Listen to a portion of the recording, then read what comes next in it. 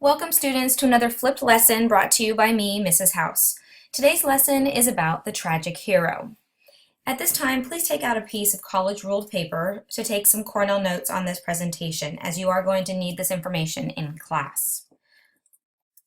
All right, here we go. Today's objective is for you to be able to determine by the end of my presentation what a tragic hero is and how we might identify him or her. Now, I am going to use the pronoun he or his during this presentation because I'm trying to apply this to the play Macbeth. However, literature definitely has shown us over the last couple generations that tragic heroes do not just have to be male, although definitely during Shakespeare's time, that seemed to be kind of the norm. Another objective is for you to think critically about how the tragic hero of a play plays a critical role in the development of the tragedy, meaning that if the tragic hero was not present, it would be difficult to even consider the tragedy a tragedy in the first place. All right, let's begin.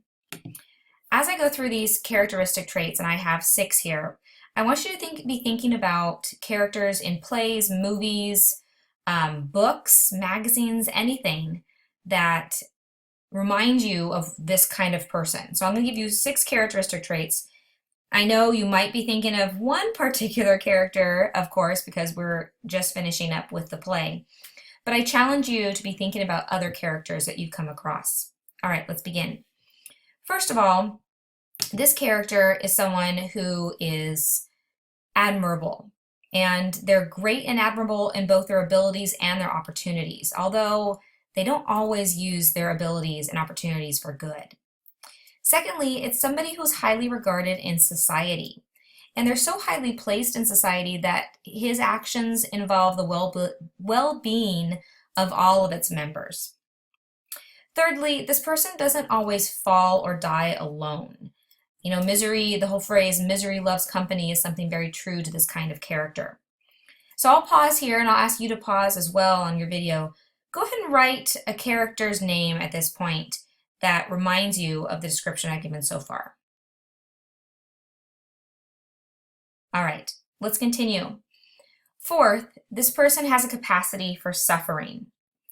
This person suffers because he believes in what he is doing, and he justifies his actions even if he's not really sure if they are just.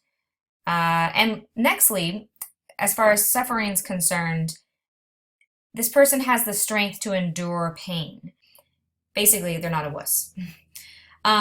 Next, this person has a real sense of commitment. Once the forces of the conflict are set into motion, he is very committed to his purpose. And lastly, this person has a very vigorous protest, meaning that he doesn't really accept his fate very easily.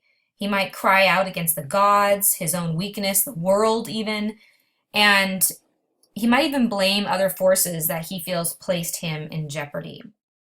So we'll pause again and be thinking about, again, who this reminds you of, and be ready to share out in class some of the characters you've come up with that this description matches. All right, next. If you haven't made this connection, you guessed it, you definitely should be at least thinking about Macbeth. Macbeth definitely meets all of these requirements, although I'm sure you came up with some other great examples too, and I can't wait to hear all about them. But this, these things up here on the third slide, these are just general characteristics of a tragic hero.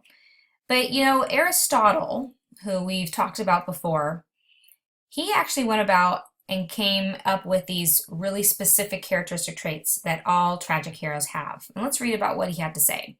As you know, he was a great philosopher, and he was the first one who defined the ill-fated protagonist as a tragic hero.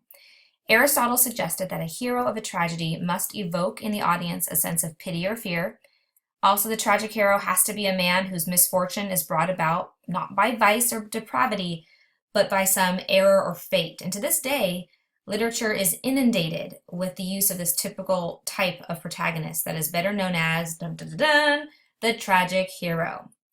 So I don't know if you necessarily need to take notes on this slide, but I am going to say that the next slide you need to take some very, very good notes on, because these are the 6 characteristic traits that are going to be part of your summative assessment project that is coming up. So here we go. Aristotle's principles of the tragic hero, and there are 6. The first one is pronounced hamartia, and it is also sometimes known as the tragic flaw. Sometimes it's an interest or a habit of mind that is all absorbing and predisposes this character to a particular direction. The hero is usually placed in circumstances in which his tragic flaw becomes fatal, and it eventually does lead to disasters. And hubris is defined as an extreme or excessive amount of pride or self-confidence. And so we definitely can relate this to Macbeth and even though in the beginning he struggled and Lady Macbeth was there to push him along and definitely challenge his manhood, he had excessive pride for sure, and his self-confidence came with time.